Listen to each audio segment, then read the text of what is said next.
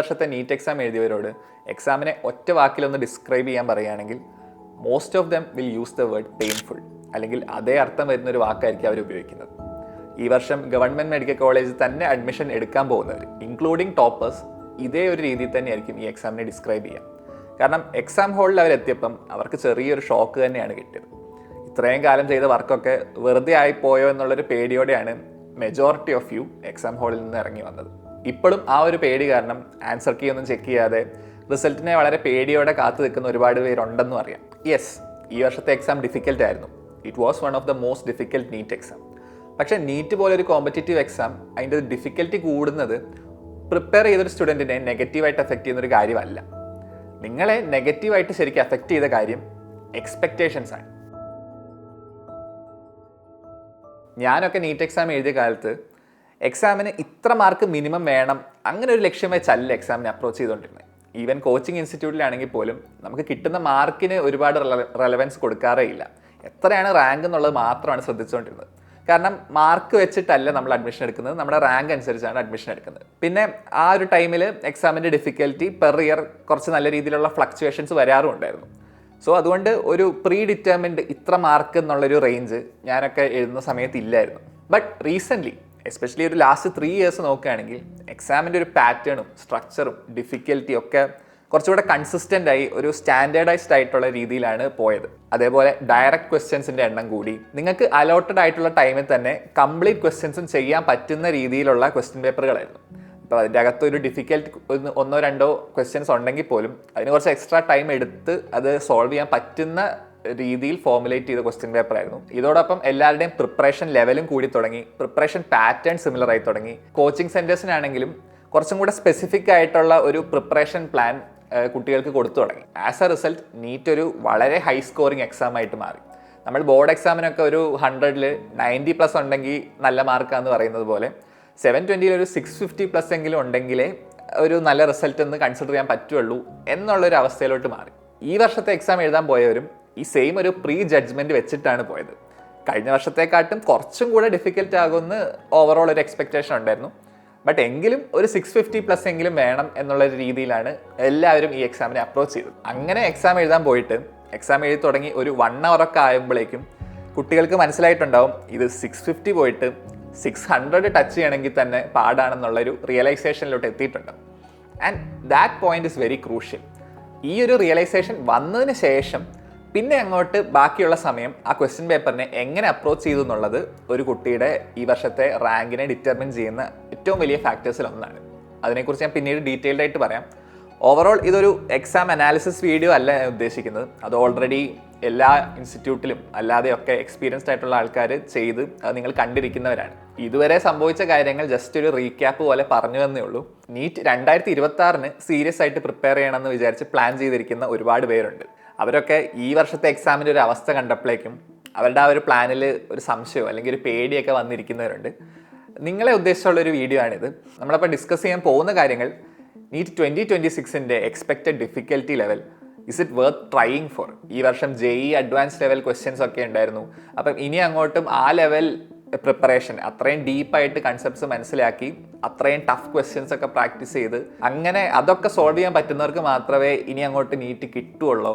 ഒരു ആവറേജ് സ്റ്റുഡൻറ്റിന് ഇനി NEET crack ചെയ്യാൻ പറ്റുമോ, ഇനി അടുത്ത വർഷത്തേക്ക് എക്സാമിന് പ്രിപ്പയർ ചെയ്യാമെന്ന് ഡിസൈഡ് ചെയ്ത് കഴിഞ്ഞവർ ഏത് രീതിയിൽ അതിനെ അപ്രോച്ച് ചെയ്യണം, ഇങ്ങനത്തെ കാര്യങ്ങളൊക്കെയാണ് ഇന്ന് ഡിസ്കസ് ചെയ്യാൻ പോകുന്നത്.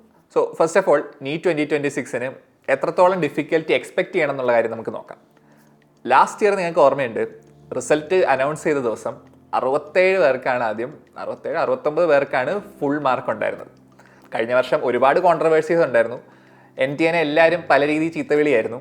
ആ കൂട്ടത്തിൽ അവർ കേട്ടൊരു കാര്യമാണ് എക്സാമിന് സ്റ്റാൻഡേർഡ് പോരാ. ഈ 60-ൽ കൂടുതൽ ആൾക്കാർക്ക് ഫുൾ മാർക്ക് ഉണ്ടെങ്കിൽ ഫുള്ള് മേടിച്ച ഒരാൾക്ക് എയിംസ് ഡൽഹി ഗ്യാരണ്ടി ചെയ്യാൻ പറ്റാത്ത അവസ്ഥയായിരുന്നു. അപ്പം ഇതെന്തൊരു എക്സാം ആണെന്നുള്ളൊരു ക്രിറ്റിസിസം അവർ കേട്ടായിരുന്നു. അതുകൊണ്ട് തന്നെ ഈ വർഷം എക്സാമിന് സ്റ്റാൻഡേർഡ് ഇല്ല എന്ന് ഒരാളും പറയരുത് എന്നുള്ളൊരു വാശിയിൽ പ്രിപ്പയർ ചെയ്ത ഒരു ക്വസ്റ്റ്യൻ പേപ്പർ കൂടിയാണ്. സോ നമ്മൾ നെക്സ്റ്റ് ഇയറിലേക്ക് നോക്കുമ്പം ഈ വർഷത്തെ ഡിഫിക്കൽറ്റി ലെവൽ എക്സ്പെക്ട് ചെയ്ത് തന്നെ പ്രിപ്പയർ ചെയ്യണം. ബട്ട് ഇതിനെക്കാട്ടും കൂടുതൽ ഡിഫിക്കൽറ്റി ആകാനുള്ള പോസിബിലിറ്റീസ് ഒന്നും ഞാൻ പേഴ്സണലി കാണുന്നില്ല. Because that doesn't make any sense. ഒരു മെഡിക്കൽ പ്രൊഫഷണൽ ആകാൻ പോകുന്ന ആൾ ഒരുപാട് അഡ്വാൻസ്ഡ് മാത്തമാറ്റിക്സോ അല്ലെങ്കിൽ ഫിസിക്സോ ഒക്കെ പഠിക്കുന്നതിൻ്റെ ആവശ്യമില്ല. അത് എക്സാം നടത്തുന്നവർക്കും അറിയാം. സോ നെക്സ്റ്റ് ഇയറും ഒന്നെങ്കിൽ ഈ സെയിം ഡിഫിക്കൽറ്റി ലെവൽ അല്ലെങ്കിൽ കുറച്ചും കൂടെ സ്ലൈറ്റ്ലി ഈസിയർ എന്ന് പറയുമ്പോഴും ക്വസ്റ്റ്യൻ ഭയങ്കര ഡയറക്റ്റ് ആകുന്നല്ലേ ഉദ്ദേശിക്കുന്നത്. ബട്ട് എനിക്ക് തോന്നുന്നു ഈ വർഷത്തെ ഏറ്റവും വലിയൊരു പ്രശ്നം ലെങ്തി ആയിട്ടുള്ള ക്വസ്റ്റ്യൻസ് ആയിരുന്നു. നിങ്ങൾക്ക് ടൈം മാനേജ്മെൻറ്റ് എന്ന് പറയുന്നത് നിയർ ഇമ്പോസിബിൾ ആയിരുന്നു. അപ്പോൾ കുറച്ചും കൂടെയൊക്കെ ടൈം മാനേജ്മെൻറ്റ് നല്ല രീതിയിൽ ഇംപ്ലിമെൻറ്റ് ചെയ്യാൻ പറ്റുന്ന ഒരു സ്റ്റാൻഡേർഡ് ക്വസ്റ്റ്യൻ പേപ്പർ ആയിരിക്കും 2026 വരുന്നത് എന്നാണ് ഞാൻ എക്സ്പെക്ട് ചെയ്യുന്നത്. ഈ വർഷം തന്നെ എക്സാമിൻ്റെ സമയം ഒരു 3 മണിക്കൂറിൽ നിന്ന് പകരം 4 മണിക്കൂറായിരുന്നെങ്കിൽ എക്സാമിനെ കുറിച്ചുള്ള ഒരു അഭിപ്രായം ചിലപ്പോൾ ഇങ്ങനെ ആയിരിക്കത്തില്ല. ഈ വർഷത്തെ എക്സാമിനെ ഡിഫിക്കൽട്ട് ആക്കിയത് ഈ JEE അഡ്വാൻസ് ലെവൽ ക്വസ്റ്റ്യൻസ് ഒന്നുമല്ല. 3 hours കൊണ്ട് ഒരു ഹൈ സ്കോറിലോട്ട് എത്തുക എന്നുള്ളത് ഈ വർഷം ഡിഫിക്കൽട്ട് ആയിരുന്നു. And that is actually A good thing. അത് നിങ്ങൾക്ക് മനസ്സിലാക്കാൻ പോകുന്നത് ഈ വർഷത്തെ റിസൾട്ട് വന്നു കഴിയുമ്പോഴാണ്. കഴിഞ്ഞ വർഷത്തെ ഒരു ടോപ്പ് 1000 റാങ്കിൻ്റെ മാർക്ക് ഡിഫറൻസും ഈ വർഷം വരാൻ പോകുന്ന ടോപ്പ് 1000 റാങ്കിൻ്റെ മാർക്ക് ഡിഫറൻസും നിങ്ങളൊന്ന് കമ്പയർ ചെയ്യുമ്പോൾ നിങ്ങൾക്ക് മനസ്സിലാവും ഈ വർഷത്തെ ഒരു എക്സാമിൻ്റെ പാറ്റേൺ ആണ് കുറച്ചും കൂടെ ഹെൽത്തി എന്ന്. അതായത് നല്ല രീതിയിൽ പ്രിപ്പയർ ചെയ്ത ഒരാൾക്ക് നല്ല റിസൾട്ട് കുറച്ചും കൂടെ ഗ്യാരണ്ടി ചെയ്യുന്ന ഒരു എക്സാം ഈ വർഷത്തെ എക്സാം തന്നെയാണ്. ഒരൊറ്റ കാര്യം മാത്രമാണ് ഇവിടെ ഒരു പ്രശ്നം ഉണ്ടാക്കുന്നത്. അതാണ് ഞാൻ തുടക്കത്തിൽ പറഞ്ഞ ആ ഒരു റിയലൈസേഷൻ പോയിന്റ്. ഞാൻ പറഞ്ഞായിരുന്നു ഈ വർഷം എക്സാം എഴുതി തുടങ്ങി ഒരു മണിക്കൂറിനോട് അടുത്തൊക്കെ എത്തുമ്പോഴേക്കും മുമ്പ് നമ്മൾ എക്സ്പെക്ട് ചെയ്ത് പോയൊരു മാർക്കിലോട്ട് എത്തില്ല എന്നുള്ള റിയലൈസേഷൻ എത്തും. ആ ഒരു പോയിന്റിൽ നിന്ന് ആ ഒരു കുട്ടിക്ക് 2 ഡയറക്ഷനിൽ പോകാം. ഇതിലെ ഒരു ഡയറക്ഷൻ ഇങ്ങനെയാണ്: ഓക്കെ, ഞാൻ ടാർഗറ്റ് ചെയ്ത മാർക്കിലോട്ട് എന്തായാലും എത്താൻ പറ്റില്ല, പക്ഷേ ഇതുവരെ ഞാൻ വർക്ക് ചെയ്തിട്ടുണ്ട്, ആ വർക്ക് ചെയ്തത് എനിക്ക് മാക്സിമം ഈ ക്വസ്റ്റ്യൻ പേപ്പറിൽ അപ്ലൈ ചെയ്യണം, പഠിച്ച ഭാഗങ്ങളിൽ നിന്നുള്ള ക്വസ്റ്റ്യൻസ് എന്തായാലും ആൻസർ ചെയ്യണം, ബാക്കി വരുന്നിടത്ത് വെച്ച് കാണാം. ആ ഒരു ആറ്റിറ്റ്യൂഡിൽ മുമ്പോട്ട് പോയവരുണ്ട്. അപ്പം അവരെന്താ ചെയ്യാം, ഈ ക്വസ്റ്റ്യൻ പേപ്പർ മൊത്തം നോക്കി അതിൻ്റെ അകത്ത് ഏറ്റവും ഈസി ക്വസ്റ്റ്യൻസ് ആദ്യം കണ്ടുപിടിച്ച് അത് സോൾവ് ചെയ്ത് സെക്കൻഡ് ഒരു റൗണ്ട് കുറച്ചും കൂടെ ഒന്ന് സമാധാനമായി ആ ഒരു കമ്പോഷറും കാംനെസ്സും മെയിൻറ്റെയിൻ ചെയ്ത് ഒരു medium level moderate level questions ഒക്കെ ആൻസർ ചെയ്ത് പോയി അങ്ങനെ ചെയ്യാൻ പറ്റുന്നതിൻ്റെ മാക്സിമം ചെയ്യാം എന്നുള്ളൊരു ആറ്റിറ്റ്യൂഡിൽ ഒരു മനോധൈര്യം നഷ്ടപ്പെടാതെ ആ കാംനെസ് മെയിൻറ്റെയിൻ ചെയ്ത് മുമ്പോട്ട് പോയ സ്റ്റുഡൻസ് ഉണ്ട്. അവരെ സംബന്ധിച്ച് അവർ മോഡൽ എക്സാംസിനെയൊക്കെ ബേസ് ചെയ്ത് എക്സ്പെക്ട് ചെയ്ത റിസൾട്ട് എന്താണോ ഉറപ്പായിട്ടും ആ റിസൾട്ടിലോട്ട് എത്തും, അല്ലെങ്കിൽ അവർ എക്സ്പെക്ട് ചെയ്തതിനെക്കാട്ടും ബെറ്റർ റിസൾട്ടിലോട്ട് എത്തും. സെക്കൻഡ് ഡയറക്ഷൻ എന്ന് പറയുന്നത് ഓഫ് കോഴ്സ് ഇങ്ങനെ ഒരു ക്വസ്റ്റ്യൻ പേപ്പർ കണ്ട് ഇത്രയും ഡിഫിക്കൽട്ട് ആണെന്ന് മനസ്സിലാക്കുമ്പം നമ്മൾ കുറച്ച് ഇമോഷണൽ ആവും. ഉറപ്പായിട്ടും ടെൻഷൻ കൂടും, സ്ട്രെസ്സ് കൂടും. ആ ഒരു ആങ്സൈറ്റീനെ എങ്ങനെ മാനേജ് ചെയ്യണമെന്ന് ഒരു പ്ലാൻ ഇല്ലാത്ത അല്ലെങ്കിൽ അങ്ങനെ ഒരു എക്സ്പീരിയൻസ് ഇല്ലാത്ത ഒരാൾക്ക്, കുറച്ച് ഇമോഷണൽ ആയിട്ടുള്ള ഒരാൾക്ക് ആ ഒരു പോയിന്റിൽ വെച്ച് ഈ ഒരു എക്സാമിൻ്റെ ഒരു ഗ്രിപ്പ് നഷ്ടപ്പെട്ടിട്ടുണ്ടാവും. അവർ നല്ല രീതിയിൽ വർക്ക് ചെയ്തവരായിരിക്കും, ബട്ട് അൺഫോർച്ചുനേറ്റ്ലി അവർ ശരിക്കും ഡിസേർവ് ചെയ്യുന്ന റിസൾട്ടിലോട്ട് ഈ വർഷം എത്താതെ പോകും. നിങ്ങൾക്ക് കറക്റ്റ് ആയിട്ടുള്ളൊരു ഗൈഡൻസ് സിസ്റ്റം ഉണ്ടായിരുന്നെങ്കിൽ, അല്ലെങ്കിൽ ഒരു നല്ല കോച്ചിങ് ഇൻസ്റ്റിറ്റ്യൂട്ടിലാണ് പഠിക്കുന്നതെങ്കിൽ ഉറപ്പായിട്ടും ഈ ഒരു സിനാരിയോയും എങ്ങനെ ഫേസ് ചെയ്യണമെന്ന് നിങ്ങളെ പ്രിപ്പയർ ചെയ്ത് അതിനെ പ്രാപ്തരാക്കിയിട്ടായിരിക്കും നിങ്ങളെ വിട്ടിട്ടുണ്ടാകുക. ബട്ട് എല്ലാവർക്കും അത് കിട്ടിയിട്ടുണ്ടാകണമെന്നില്ല. ഇനി അങ്ങനെ ഒരു സാധനം കിട്ടിയിട്ടുണ്ടെങ്കിൽ തന്നെ അത് പ്രാക്ടീസിലോട്ട് വരുമ്പോഴേക്കും മേ ബി ആ കമ്പോഷർ മെയിൻറ്റെയിൻ ചെയ്യാൻ പറ്റാതെ പോയിട്ടുണ്ട്. ആൻഡ് അൺഫോർച്ചുനേറ്റ്ലി ഈ വർഷം അവർ ഡിസേർവ് ചെയ്യുന്ന റിസൾട്ടിലോട്ട് എത്തത്തില്ല. ബട്ട് ഇത് നെക്സ്റ്റ് ഇയർ എഴുതാൻ പോകുന്ന കുട്ടികൾക്ക് ഒരു പ്രശ്നമാകുന്നില്ല. കാരണം ഇങ്ങനെയൊക്കെയാണ് കാര്യങ്ങളിൽ നിന്ന് ഇപ്പം മനസ്സിലായി. അപ്പോൾ അടുത്ത വർഷം ഇതുപോലൊരു ക്വസ്റ്റ്യൻ പേപ്പറിനെ എങ്ങനെ ടാക്കിൾ ചെയ്യണം എന്നുള്ളത് മച്ച് മോർ പ്രിപ്പയർ ചെയ്തായിരിക്കും നിങ്ങൾ പോകുന്നത്. സോ നീറ്റ് 2026 എക്സാം ഭയങ്കര ഡിഫിക്കൽട്ട് ആകുമെന്ന് പേടിച്ച് നിങ്ങളുടെ MBBS എന്നുള്ളൊരു ഡ്രീം ഡ്രോപ്പ് ചെയ്യേണ്ട ഒരു ആവശ്യമില്ല. It's actually the opposite. നിങ്ങൾക്കിങ്ങനെ ഡ്രീമും ഉണ്ട്, അതിനുവേണ്ടി നിങ്ങൾ വളരെ ഡെഡിക്കേറ്റഡ് ആയിട്ട് വർക്ക് ചെയ്യാൻ റെഡിയാണെങ്കിൽ നെക്സ്റ്റ് ഇയർ നിങ്ങൾക്ക് നല്ല റിസൾട്ടിലോട്ടും നല്ല കോളേജിലോട്ടും എത്താനുള്ള പ്രോബബിലിറ്റി കൂടുകയാണ് ചെയ്യുന്നത്. സോ നെക്സ്റ്റ് ഇയർ നീറ്റ് എക്സാമിന് പ്രിപ്പയർ ചെയ്യണോ വേണ്ടോ എന്നുള്ള ഡിസിഷൻ എടുക്കുന്നതിന് മുമ്പ് ആദ്യം നിങ്ങൾക്ക് MBBS എന്നുള്ള പ്രൊഫഷൻ അല്ലെങ്കിൽ ഡോക്ടർ എന്ന പ്രൊഫഷൻ അല്ലെങ്കിൽ നീറ്റ് വഴിയുള്ള മറ്റ് പ്രൊഫഷൻസ് ഓക്കെ ആണോ, അതാണോ നിങ്ങളുടെ പാഷൻ എന്നുള്ളത് കാര്യത്തിൽ നിങ്ങൾ ക്ലിയർ ആക്കുക. അതിൻ്റെ ഞാൻ പറഞ്ഞ പോലെ പ്രോസ് ആൻഡ് കോൺസ് ഒക്കെ മനസ്സിലാക്കിയിട്ട് ആ ഡിസിഷനാണ് ഫസ്റ്റ് വേണ്ടത്. അത് ഓക്കെ ആണെങ്കിൽ പിന്നെ വേണ്ടത് ഈ ഒരു 1 year കംപ്ലീറ്റ്ലി ഡെഡിക്കേറ്റഡ് ആയിട്ട് സിസ്റ്റമാറ്റിക് ആയിട്ട് മാക്സിമം കൺസിസ്റ്റൻ്റ് ആയിട്ട് വർക്ക് ചെയ്യാൻ മെൻ്റലി റെഡി ആണോ എന്നുള്ളതാണ് അടുത്ത ക്വസ്റ്റ്യൻ. മുൻ വർഷങ്ങളിൽ വെച്ച് നോക്കുമ്പം നിങ്ങൾക്ക് പ്രിപ്പയർ ചെയ്യാനുള്ള ടൈമിൻ്റെ വാല്യൂ കുറച്ചും കൂടെ കൂടുതൽ കൊടുക്കണം. ഇപ്പം മേ ബി ലാസ്റ്റ് ഇയർ അല്ലെങ്കിൽ പ്രീവിയസ് ഇയറിലൊക്കെ നിങ്ങൾ കോച്ചിങ്ങിന് ചെന്ന് ഒരു ഫസ്റ്റ് 2-3 months ശരിക്കും ഉപയോഗിക്കാത്ത ഒരു കുട്ടിക്ക് വേണമെങ്കിൽ പോലും ഒരു ലാസ്റ്റ് 6 months ആ ഒരു ടൈം ഡെഡിക്കേറ്റഡ് ആയിട്ട് വർക്ക് ചെയ്ത് ക്രാക്ക് ചെയ്യാവുന്ന ഒരു ലെവലിലോട്ട് എത്താൻ പറ്റും. ഇനി അങ്ങോട്ട് മേ ബി അത് അത്ര പോസിബിൾ ആയിരിക്കില്ല. അതുപോലെ തന്നെ ക്രാഷ് പ്രോഗ്രാം മാത്രം വെച്ചൊക്കെ ക്രാക്ക് ചെയ്യാന്നുള്ളത് കുറച്ചും കൂടെ പാടായിരിക്കും. നേരത്തെ പ്രിപ്പറേഷൻ സ്റ്റാർട്ട് ചെയ്യുന്നതിൻ്റെ സിഗ്നിഫിക്കൻസ് ഇനി അങ്ങോട്ട് കൂടും. അതുപോലെ സെൽഫ് സ്റ്റഡി ചെയ്ത് ക്രാക്ക് ചെയ്യാന്നുള്ളതും കുറച്ചും കൂടെ ഡിഫിക്കൽട്ട് ആകും. That is the unfortunate reality. അത് ഡിസ്കറേജ് ചെയ്യാൻ വേണ്ടി പറയുന്നതല്ല.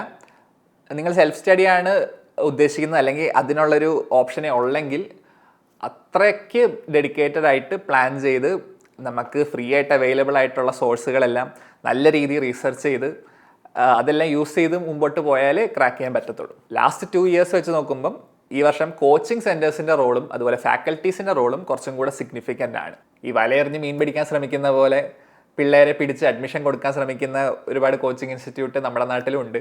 അപ്പം അതുപോലെ സ്ഥലത്ത് ബ്ലൈൻഡായിട്ട് ചെന്ന് അഡ്മിഷൻ എടുക്കാതിരിക്കുക. അതിന് മുമ്പായിട്ട് നിങ്ങൾ ചെയ്യേണ്ട ഒരു റീസെർച്ച് ഉണ്ട്. അതിനെക്കുറിച്ചൊക്കെ ഡീറ്റെയിൽഡ് ആയിട്ട് അടുത്ത വീഡിയോയിൽ പറയാം. ബട്ട് ബേസിക്കലി നിങ്ങളുടെ സ്വപ്നത്തിനും നിങ്ങളുടെ പേരൻസിൻ്റെ സ്വപ്നത്തിനും നിങ്ങളുടെ കൺസേൺസിനും അതുപോലെ നിങ്ങൾ അടയ്ക്കുന്ന ഫീസിനൊക്കെ കൊടുക്കേണ്ട ഒരു റെസ്പെക്റ്റ് ഉണ്ട്, അതിനോട് കാണിക്കേണ്ട ഒരു റെസ്പോൺസിബിലിറ്റി ഉണ്ട്. ഇതൊക്കെ കിട്ടുമെന്ന് ഉറപ്പ് വരുത്തിയിട്ട് മാത്രം നിങ്ങളൊരു കോച്ചിങ് സെൻറ്ററിൽ അഡ്മിഷൻ എടുക്കുക. നിങ്ങളെയും നിങ്ങളുടെ സ്വപ്നത്തിനെയും വെറും ഒരു കറൻസി എന്ന രീതിയിൽ കാണുന്ന ഒരു സ്ഥലത്ത് പോയി തലവെക്കാതിരിക്കുക. ആൻഡ് അൾട്ടിമേറ്റ്ലി നിങ്ങൾ അടുത്ത വർഷത്തേക്ക് എക്സാമിന് പ്രിപ്പയർ ചെയ്യാമെന്ന് തന്നെയാണ് തീരുമാനിക്കുന്നതെങ്കിൽ ആ പ്രിപ്പറേഷനിൽ എന്തൊക്കെ ചേഞ്ച് കൊണ്ടുവരണം എന്നുള്ളത് ആലോചിക്കാനുണ്ട്. ഈ വർഷത്തെ ചില ക്വസ്റ്റ്യനൊക്കെ സോൾവ് ചെയ്യാൻ ഒരു 10-15 മിനിറ്റ് വരെയൊക്കെ എടുക്കുന്ന ക്വസ്റ്റ്യൻസ് ഉണ്ടായിരുന്നു. നീറ്റ് പോലൊരു എക്സാമിൽ, അതായത് 180 മിനിറ്റിൽ 180 ക്വസ്റ്റ്യൻ സോൾവ് ചെയ്യേണ്ട ഒരു എക്സാമിൽ 15 മിനിറ്റ് എടുത്ത് മാത്രം ആൻസർ കിട്ടുന്ന ഒരു ക്വസ്റ്റ്യൻ ഉണ്ടെങ്കിൽ അതിൻ്റെ ആൻസർ എന്ന് പറയുന്നത് അത് സ്കിപ്പ് ചെയ്യാന്നുള്ളത്. Because it is not worth the time. തുടക്കത്തിലെ അറിയാവുന്ന സാധനമാണെങ്കിൽ പോലും ഇത്രയും ടൈം എടുക്കുമെന്നുണ്ടെങ്കിൽ അത് സ്കിപ്പ് ചെയ്യണം. അപ്പം ഇങ്ങനെ സ്കിപ്പ് ചെയ്യണം എന്നൊക്കെ മനസ്സിലാക്കണമെങ്കിലും ബേസിക് കോൺസെപ്റ്റ്സ് അറിഞ്ഞിരിക്കണം. അതറിയാമെങ്കിൽ മാത്രമേ ക്വസ്റ്റ്യൻ കാണുമ്പം ഓക്കെ ഇതെനിക്ക് ചെയ്യാൻ പറ്റുമായിരിക്കും, but it will take this much time, ആ ഒരു ഐഡിയ ഒക്കെ ഉണ്ടാകണമെങ്കിലും ബേസിക് കോൺസെപ്റ്റ്സ് തന്നെയാണ് വേണ്ടത്. സ്റ്റഡി പ്ലാനിനെ കുറിച്ചും സ്ട്രാറ്റജീസിനെ കുറിച്ചൊക്കെ കുറച്ചുകൂടെ ഡീറ്റെയിൽഡ് ആയിട്ട് ഇനി വരുന്ന വീഡിയോസിലൊക്കെ ചെയ്യാം. ഓക്കെ, സോ ഇത്രയൊക്കെയാണ് ബേസിക്കലി ഈ വീഡിയോയിൽ എനിക്ക് പറയാനുള്ളത്. നമ്മുടെ 2026 പ്രിപ്പറേഷന് ഒരു ഇൻട്രൊഡക്ഷൻ എന്നുള്ള രീതിയിൽ പ്രിപ്പയർ ചെയ്തൊരു വീഡിയോ ആണിത്. എനിക്കറിയാം ലാസ്റ്റ് എക്സാമിന് മുമ്പായിട്ട് അധികം ആക്റ്റീവായിട്ടൊന്നും ഞാൻ വീഡിയോ ചെയ്തിട്ടില്ല. കംപ്ലീറ്റ് ആയിട്ട് നിങ്ങളുടെ ഈ ഒരു ജേർണിയിൽ കൂടെ നിൽക്കണമെങ്കിൽ ഇതൊരു ഫുൾ ടൈം ജോബ് എന്നുള്ള രീതിയിലോട്ട് മാറ്റിയാലേ നടക്കുള്ളൂ എന്നുള്ളത് എനിക്കൊരു കഴിഞ്ഞ 2 വർഷം കൊണ്ട് മനസ്സിലായി. അതിൻ്റെ അർത്ഥം ഞാൻ പുതിയൊരു സെൻറ്റർ തുടങ്ങുക എന്നൊന്നല്ല കേട്ടോ. കഴിഞ്ഞ വർഷവും ഈ വർഷമൊക്കെ പുതിയ സെൻറ്റർ സ്റ്റാർട്ട് ചെയ്യാനുള്ള രീതിയിലൊക്കെ ഓഫറുകൾ വന്നായിരുന്നു. ബട്ട് എൻ്റെ അഭിപ്രായത്തിൽ നമ്മുടെ ഈ കൊച്ചു കേരളത്തിൽ ആവശ്യത്തിൽ കൂടുതൽ കോച്ചിങ് സെൻറ്റർ ഉണ്ട്. ഇതിൻ്റെ അകത്ത് ജെനുവിൻ ആയിട്ടുള്ള നല്ല കോച്ചിങ് സെൻറ്റേഴ്സും ഉണ്ട്. അങ്ങനെ ജെനുവിൻ ആയിട്ടുള്ള ടീമിൻ്റെ കൂടെ വർക്ക് ചെയ്യാനുള്ള പോസിബിലിറ്റീസ് ഒക്കെ ഞാൻ അന്വേഷിച്ചുകൊണ്ടിരിക്കുകയാണ്. അതിലെന്തെങ്കിലും അപ്ഡേറ്റ് വരുമ്പോൾ ഞാൻ നിങ്ങളോട് പറയാം. ഇനി അങ്ങനെ എനിക്കൊരു ഓപ്പർച്യൂണിറ്റി കിട്ടിയാൽ തന്നെ അത് ഈ ചാനലിനെ ഒരിക്കലും നെഗറ്റീവായിട്ട് എഫക്റ്റ് ചെയ്യത്തില്ല. നമുക്കിവിടെ ഒന്നുമില്ലെങ്കിലും ഉള്ള ഒരു സാധനം ഇൻറ്റഗ്രിറ്റിയാണ്. എനിക്ക് ശരിയാണെന്ന് തോന്നുന്ന കാര്യങ്ങൾ മാത്രമാണ് നമ്മൾ ഈ ചാനലിൽ കൂടെ ഞാൻ പറഞ്ഞിട്ടുള്ളൂ. നമ്മൾ എക്സ്ട്രാ പ്രൊമോഷൻസും കാര്യങ്ങളൊന്നും ഇതുവരെ ചെയ്തിട്ടില്ല. ഇനി അങ്ങോട്ടും എനിക്ക് 100% ഷുവർ അല്ലാത്ത കാര്യങ്ങളൊന്നും പ്രൊമോട്ട് ചെയ്യാനും ഉദ്ദേശിക്കുന്നില്ല. ഈ ഒരു വർഷം from the start till the end നിങ്ങളുടെ ഫുൾ ഒരു പ്രിപ്പറേഷൻ ജേർണിയിൽ സപ്പോർട്ട് ചെയ്യുക എന്നുള്ളതാണ് എൻ്റെ ഒരു ലക്ഷ്യം. അത് ഓൺലൈനായിട്ടും പിന്നെ കുറച്ച് പേർക്കെങ്കിലും ഓഫ്ലൈനായിട്ടും ആ ഒരു സപ്പോർട്ട് കൊടുക്കാൻ പറ്റുമെന്നാണ് എൻ്റെ പ്രതീക്ഷ. അപ്പം അതിലും അപ്ഡേറ്റ്സ് വരുമ്പോൾ ഞാൻ നിങ്ങളോട് പറയാം. ഓക്കെ, അപ്പം ഇത്രയൊക്കെയാണ് ഈ വീഡിയോയിൽ പറയാനുള്ളത്. നിങ്ങൾ ഈ വർഷത്തെ നീറ്റ് എഴുതിയവരാണെങ്കിൽ നിങ്ങളുടെ അറ്റ് പ്രസൻറ്റ് അവസ്ഥ എന്താണെന്നൊക്കെ കമൻറ്റിൽ ഷെയർ ചെയ്യാം. നിങ്ങൾക്കിപ്പോൾ ഏതെങ്കിലും രീതിയിൽ സപ്പോർട്ട് ആവശ്യമുണ്ടെങ്കിൽ അല്ലെങ്കിൽ നിങ്ങൾക്ക് ഇനി കാണാൻ താല്പര്യമുള്ള കണ്ടൻറ്റിനെ കുറിച്ചൊക്കെ നമ്മുടെ കമൻറ്റ് സെക്ഷനിൽ കമൻറ്റ് ചെയ്താൽ മതി. അതിൽ ചെയ്യാൻ പറ്റുന്നതൊക്കെ ഞാൻ ചെയ്യുന്നതാണ്. ഈ വീഡിയോ സ്റ്റോപ്പ് ചെയ്യുന്നതിന് മുമ്പ് ഒരു കാര്യം കൂടെ പറയാം. ഞാൻ പറഞ്ഞ പോലെ നിങ്ങൾ കഴിഞ്ഞൊരു വർഷം നല്ല രീതിയിൽ പ്രിപ്പയർ ചെയ്ത ഒരാളാണ്. നിങ്ങൾ ആ പ്രിപ്പയർ ചെയ്തത് വെച്ച് മാക്സിമം ഈ ഒരു ക്വസ്റ്റ്യൻ പേപ്പറിൽ നിങ്ങൾ സോൾവ് ചെയ്യാൻ ശ്രമിച്ചിട്ടുണ്ടെങ്കിൽ നിങ്ങൾ ഒരുപാട് പേടിച്ചും ടെൻഷൻ അടിച്ചും ഇരിക്കേണ്ട ആവശ്യമില്ല. എനിക്ക് തോന്നുന്നു നിങ്ങൾ എക്സ്പെക്ട് ചെയ്യുന്നതിനെക്കാട്ടും ബെറ്റർ റിസൾട്ട് ആയിരിക്കും ഈ വർഷം കിട്ടാൻ പോകുന്നത്. Okay, so stay hopeful. So ഇതൊക്കെയാണ് ഈ വീഡിയോയിൽ പറയാനുള്ളത്. നമുക്ക് അടുത്ത വീഡിയോയിൽ കാണാം.